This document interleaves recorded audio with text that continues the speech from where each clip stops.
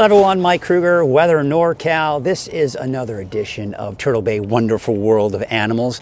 And this one is kind of dear to the heart because for both of us, because Spike here was the first ever what we had done, right? Because it was for Groundhog Day. How many years ago? It was probably 6-7 years ago, it seems like. Oh, at least, yes. It must have been. So this is, we kind of got nostalgic when we started kind of talking about it, how long we've been doing this. So much fun. And of course, we're so glad that you all could join us for all of this. So Sharon, we've got Spike here, in fact, the oldest in the world, right? The oldest that we know of. She's the oldest North American porcupine, on record currently.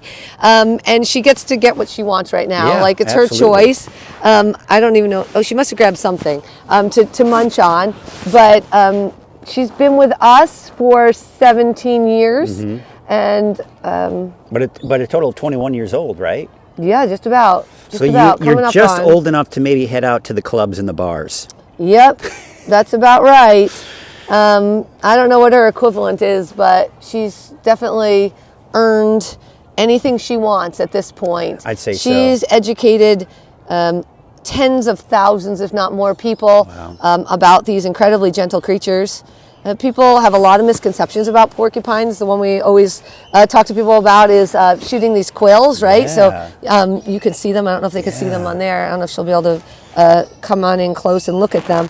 But they have, under all of this, these guys have three types of hair. They have these golden guard hairs. They have the fur, and then they have the quills underneath, deep down inside. And they're actually poking me with their head right now, trying to get into the bowl. They have 30,000 quills. And so my favorite thing to talk about are the quills, because everyone says that they can shoot the quills. And so we like to teach people about them.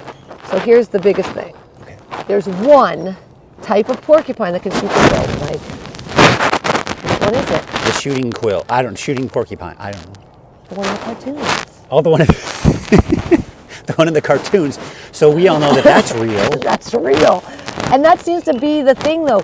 We have all these things. I definitely blame our generation. We watched too much Bugs Bunny. We thought that Wile E. Coyote and all that stuff was a real thing, and we believed it. And I'd say 90% of the myths that we are dispelling all the time came from those cartoons. Opossums don't hang from the tail. Porcupines don't shoot their quills. Coyotes cannot run off a mountainside. And vultures are not sitting waiting for things to die. Well, thanks to Warner Brothers. Thanks, Warner Brothers.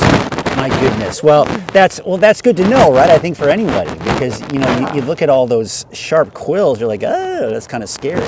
Yeah, and people think their dogs get attacked by porcupines. Porcupines are completely defensive animals, so they actually are not aggressive at all. They don't need to be. If they get scared, they just lift all the quills up, and they've got a giant shield. I'm literally holding her up right now. She's holding the bowl, and she's like, if I let go, she's going to fall on her face right now. What are you doing, Give me what I want. Give me what I want. Yes, I deserve it right now. But that is the truth about them. They are just little defensive animals that hang out on the trees.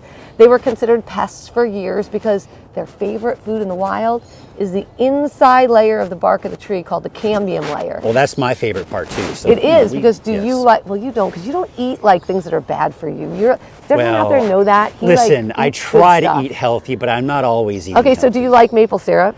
Of course. Okay, then you do like the cambium layer. Yes, I do. Because that's where it comes from, folks. The maple syrup comes from that cambium layer. It's the sweet layer. Porcupines and beavers, that's what they're doing when they're eating the trees. Well, that's fantastic. Well, thank you, Sharon. The thing is, we could go on and on. We just have so much fun with these. We're having so much fun. But thank you, Sharon. Thank you, Spike, for being such a great educator for all of those years. We certainly appreciate you. And we appreciate you since you are the birth of course, what we're now calling Turtle Bay's Wonderful World of Animals.